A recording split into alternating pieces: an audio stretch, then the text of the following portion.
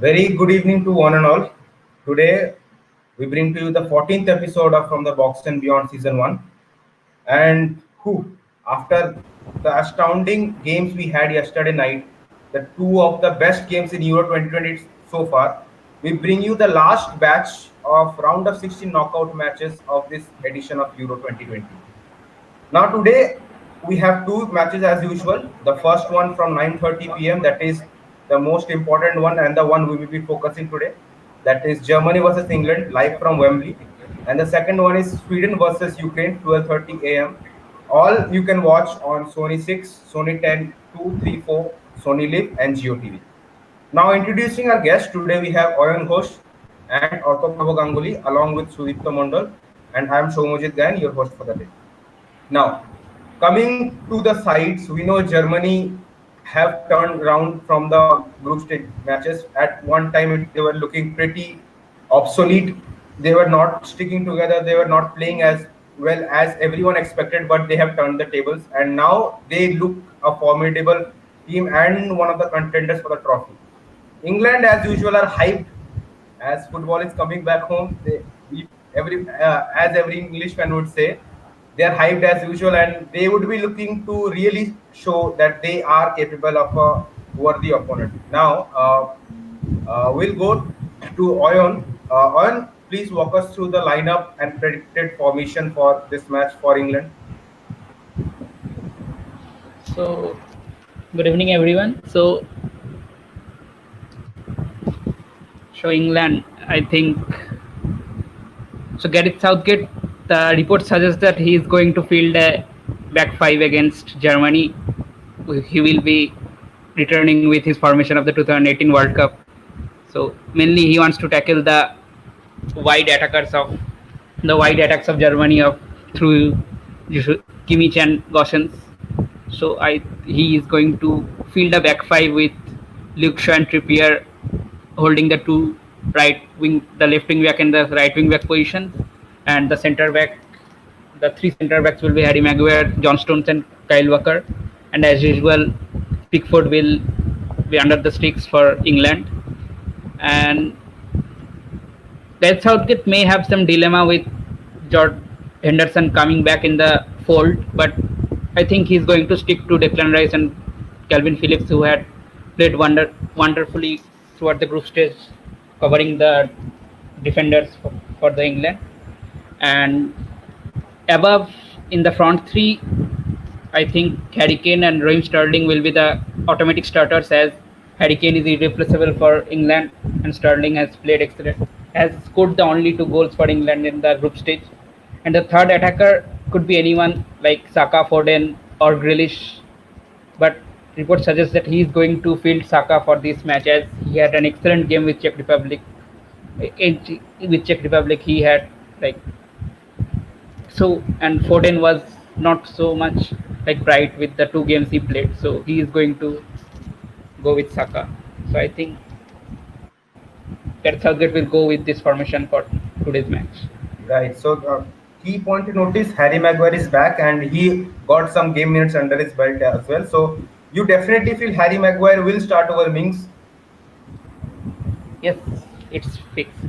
If Harry Maguire is fit, he is going to start, because the 2 Harrys are the main point of England. Right. Now, I'll come to Orko. Considering the past head-to-head, we know Germany had, a decent upper hand in the recent matches. So you feel there will be any tweaks from, Joachim Low, or he will be, confident that they will do better this time as well? Yeah, I think basically Germany in the group stage, they looked a bit shaky in the first match, but then they turned it around against Portugal. Germany always turns out against the big teams, always play well. They mostly whenever they stumble against the lower ranked teams. So yeah, I think they will put up a strong performance today also. And as regards the team selection, this has been the team that Jogi Low has selected for the last 3 matches also, and I think he will stick to his plan. He is not the kind of guy to switch between tactics in the middle of a tournament. So, and it has worked well for them also. I know I left out Werner. expectedly so, because I think Gnabry and Muller as two like drifting forwards makes more sense for them. Has made more sense for them over the last three matches. So yeah, I think this will be the team. Right. So Gundogan or Goretzka? Quickly. Gundogan. Gundogan for you. Now, on the same point, I'll come. It's Wembley. And we know last time when a team called Bayern Munich came to Wembley, Gnabry and Muller, they caused a rampage there against Tottenham Hotspur and other Arsenal and other London clubs, as far as I remember. So you feel this time also they would create a havoc. That looks like a very strong battlefield, a very hunting ground for the men from Germany. So you feel that will be a boost up for confidence, specifically Gnabry, Havertz, Muller. It's true. Bayern has excellent record with English teams, especially Arsenal and Spurs. Recent results have shown. But it's Wembley, right? England can create atmosphere which can go against Germany, which can be for like they can create a atmosphere which is for England only. But I think yes, Muller and Gnabry's previous performance in this ground will definitely give a boost up to them. Right. Sudipto, on this Now on English this same aspect, Kimmich. I would come on the point of Kimmich. You feel Kimmich should play a better role, or his counterpart Calvin Phillips more important?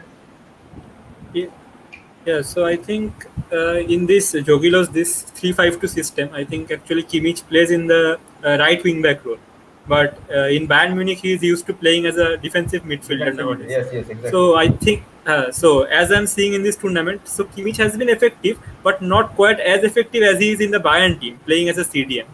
So I think Calvin Phillips and coming to Calvin Phillips, he has really settled in that the two pivot system employed by Gareth Southgate. So he is means practically irreplaceable in that system, along with Declan Rice. So I think, but both players I think will have a certain impact on game. Means Kimmich is a very versatile. Right, right. Now, one point of concern from in the same aspect, one point of concern for England has been scoring. Oyon, do you feel Kane will show up in this game? Like he needs to get some goals under his belt to gain confidence. Well, this is a do or die match. You feel this will be an impactful game for him? I think Kane should find his scoring goods like soon. It's better for England if they go through this Germany team.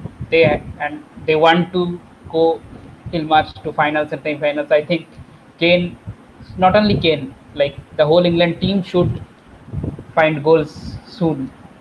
Like I, I will blame Southgate for this lack of scoring. Like he has been little conservative in his approach, right? He has excellent side backs option for him, but he like he does not allow them to come forward. Like they does not overlap much, so they are like less in numbers in the forward third. In the group stage, we have seen that. I think Southgate should change his mentality to some kind of attacking with his fullbacks, which he have to get some scoring boots. Like Right, Kane is right. the main man, but he should be provided with balls also. Like yeah. And Kane is drifting wide. Most of the times he's coming down to get the ball because he's not getting proper supply in the ball. That's a good point raised by you. Now, coming to Orko, seeing the match against Portugal, we know from the both the wings, Germany created havoc. But Yeah, against Hungary, they tried some similar approach in the first half, but were pegged back by 2 goals. You feel this time Joachim Low may start bit conservatively because since it is a do or die game? basically, yeah, that makes sense. But England, from the way they have played, it does not make sense for Germany also to go conservative, because England will play a conservative, like two central defensive midfields. No Trent Alexander-Arnold, even though they have Walker.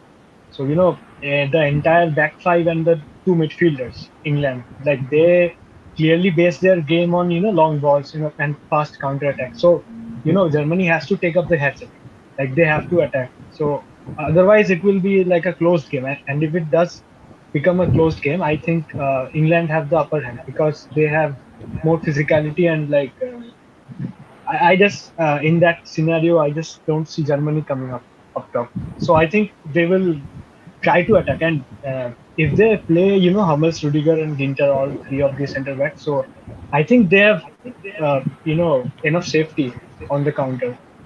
Rudiger, I think, is fast enough to catch up at least.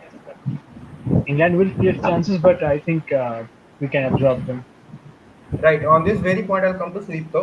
We saw the second goal against Hungary. It was, a miscommunication. I would say a high line kept by the German defense, and Neuer came forward to, grab the ball, but he was outpaced, and the Hungarian player just headed the ball. So you feel with Harry Maguire in team for England, long balls can be effective against Germany. Yeah, I think that was a one-off error from Germany. Means we know that Neuer is the sweeper keeper. He redefined the goalkeeping position. I Right, think right. that was just a one-off error from Germany. I think with Maguire, I think Maguire has a good control on the ball. He will try to play long balls, but I think England will most likely try to attack from the wings because Neuer is more than capable to handle that type of balls in most of the situations. Right. So if it comes from wings, I guess the main target would be Hurricane to score from header. Long ranges. Now my question is long ranges. Jordan Pickford has good distribution. If you feel Ion, who would be the main man controlling the tempo in the game? Like to whom Jordan Pickford should play a pass because we know they have Kimmich who can break the play. There is Cruz, a better midfielder in German side as well. So who you feel from in the midfield battle will be key for England?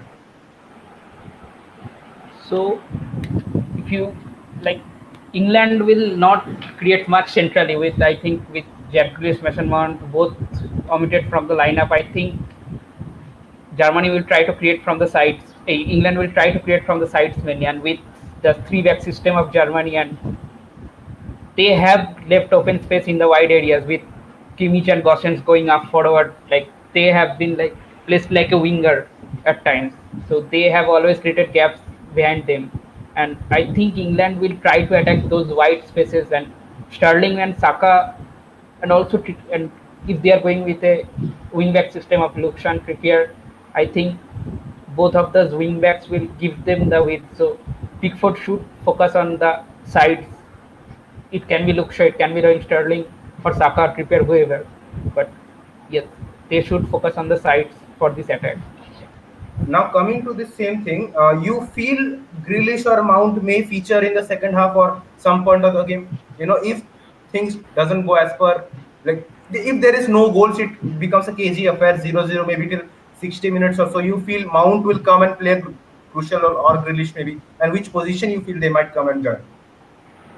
I think if he will introduce Grealish or Mount, he will change his system from this. Either Trippier or Walker will go away, and they will be back with a back four system, and they will accommodate Mount or Grealish in the number 10 position. That would be a good like. They should approach the game. I personally feel they should start with four back system, right? Because with Cruz and Gundogan being the central cover defensive midfielders, they are not that much of a defensive type of midfielders. They Right. are good creators and they are scorers, but breaking the play is not their typical type. So I think England should have tried to attack centrally more. Right, exactly. With both the teams going for the almost same formation, I feel both would approach from the sides, but centrally they should try to be more impactful. Right now, coming to Germany, Orko, you feel Hummels needs to work on his distribution better. Hummels, Yeah, yeah, that's a point, I guess. With compared to Maguire, I don't think Hummels has that much passing ability, but this team makes up for it because Cruz and Gundogan just in front of him. Like if he somehow gets the ball to Cruz, then he can spray the ball to probably any player on the field at any time. So that also works. And up front, like Germany cannot, unlike England, they cannot boot the ball upfield so that some big striker can collect it. Like right. England of Kane, and this team actually doesn't even have a striker. Like Muller and Havertz attack the ball centrally from the in the crosses, but yeah, no striker. So you cannot clear the ball and hope to retrieve possession instantly. They have to play through the. you feel there is a chance of getting caught on counters? Yeah, absolutely. I think England's main, style of play will be based on the counter attack because They have pacey Sterling and players as well, Saka, exactly. yeah, Saka and uh, Saka and Sterling on the wings. Even if they don't get behind, they can go wide. So there are only three centre backs. At least two will be on Kane, like just for safety, and so the wingers can have more space, to get the ball from downfield. Like if Maguire or Pickford clears the ball, they will be in a position to get it. So I think on the counter, England will pose a threat. So Germany will have to cover for it. Right. Now, Sudipta, on the same point, the three defenders of England would, I feel, due to the presence of Shaw and Trippier on two sides, they would play compact. Like the three defenders will play compact, so there won't be a chance of long range shooting from Germany, as per my thought. Now, Gnabry, we know Gnabry likes to cut in from sides. Havertz also likes to cut in from sides. Now, due to a lack of number 9 in Germany, I feel, you know. The defenders won't be engaged. You feel Werner can be can prove to be a super sub if required. Like if it goes like 0-0 till a major chunk of the game. Yeah, actually, the problem with Germany is there is no such striker as Kane or Lukaku who can play with his back towards the goal. So that's, I think, a problem for Germany. But Werner, as you can see, he actually makes very intelligent runs. Means he creates spaces for other players to run into. So if he comes in the second half, I think it will be beneficial for Germany because with his space, he will be able to engage defenders. He will be able to draw them towards himself. So I think space will be created for Havertz or Gnabry or whoever is staying on. So I think those players can take the advantage and score goals. So Werner can be a key weapon for Germany in the second half. That's what I feel. So yeah, in same context to Arco, seeing the past gameplay of England, they are also going for a conservative approach. So why not start on the front foot with Werner itself? What do you feel? Why do you feel Joachim Low is again going for this kind of approach? Like they know they are England is playing conservative, so why not we attack first? Yeah, basically Werner not starting is like I feel like if they had a number 9, then Muller wouldn't be playing. Like then that number 9 would be playing. But I don't think Klose trusts Werner that much because he misses a lot of sitters. Okay, that's the main point. And in these types of games, like Right. you cannot miss those goals and expect to start. I know, like in his place, Muller is in his place, arguably saying. So and Muller has been like very lethal from any position. Like whenever he gets the ball in the box, we can pretty much be sure that he will finish well. So yeah, that's why I think Werner is not playing. Otherwise, there is no sense in playing not playing a number 9 in this kind of game where you are the attacking team. You will have most of the ball. So having a striker like that who will make runs in behind, who can hold up the ball. That makes sense. But I just think he doesn't trust him to play. I would like to add, even that Warner is also not a proper number 9, right? Yeah, He also needs exactly. spaces to make runs, and England will give less space to Germany. They will be compact from the defensive block, from the CDMs to the CD. Exactly. The They are space will. missing someone like Kane or Lukaku. Exactly right. Right, right. So now, Oil, one very important question in this matter. I feel the game would heat up towards one point, so there might be physical play and there would be set pieces. You feel England has better advantage in set pieces than Germany?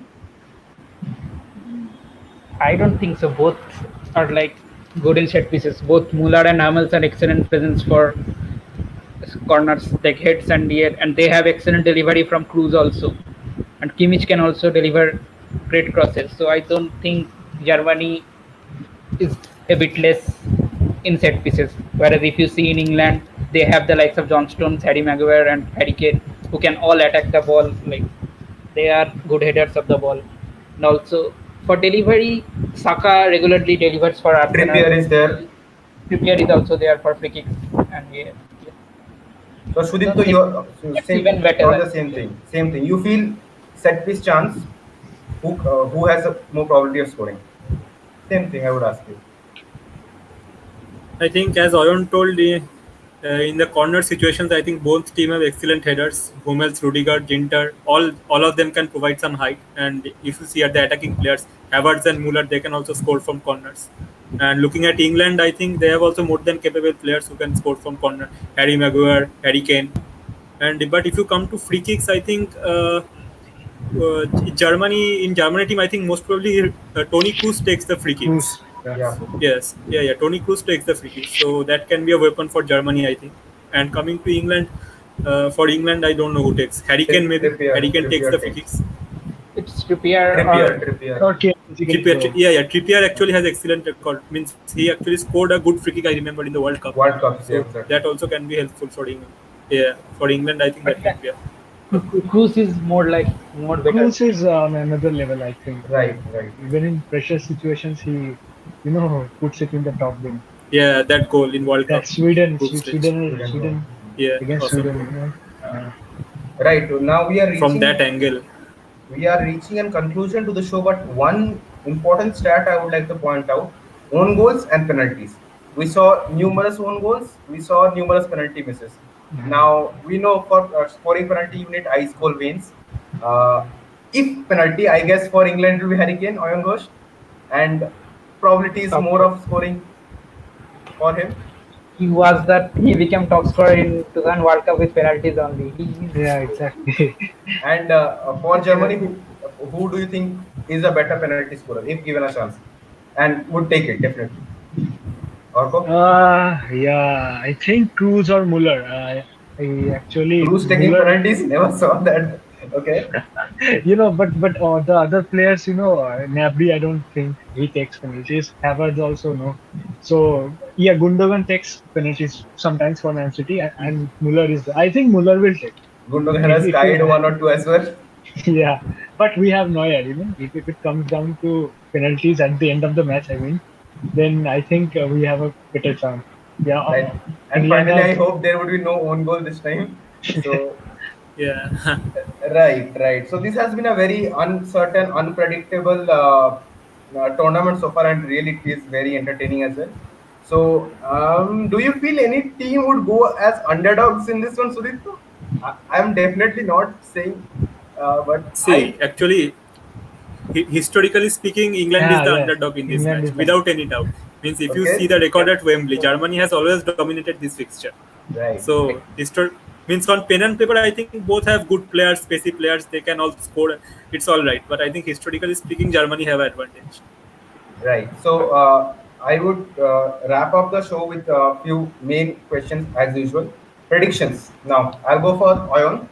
Your prediction for the game.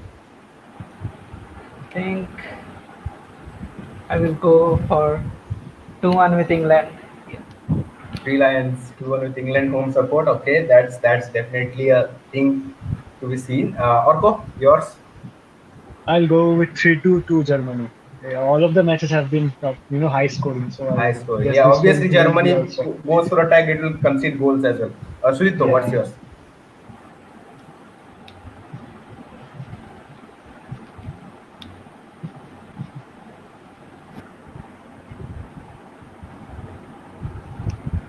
I guess he's having some network issue. Sudipta? Yeah, you can hear me, right? Yeah. What's your prediction? So I think I think historically speaking, as we can see, Germany has dominated this fixture at Wembley. So I think it will be a tight fixture, but Germany will just edge it out. So I think it will be a 2-1 win for Germany. So all three of our panelists are agreeing that this won't be another night of comebacks like we hoped yesterday. It will definitely not go to extra time or penalties. It will end within the regulation time. Two in favor of Germany and one in favor of England. But personally, I, as a neutral fan, would love it to go to penalties and see who has got the better nerves of coming out of this. And obviously, we would feel that whoever wins the match will be a serious contender for the title. And obviously, we have the next match, that is Sweden versus Ukraine. The winners of this match will face the winners of that match, and this is the last batch of our round of 16 matches. The next round will be quarterfinals, which would be played from Friday. So I guess this is the best Euro what I have seen in my life. So hopefully the hype and the excitement will continue. And with this, yes, we would like to wrap up saying thank you. Again, reminding that this match will be played from 9:30 p.m. You can watch it on Sony channels, Sony 6, 10 2, 10 3, 10 4, Sony Live and Geo TV. And the next match, that is Sweden versus Ukraine, will be played from 12:30 a.m. on the same platforms. So goodbye and see you again on the next episode.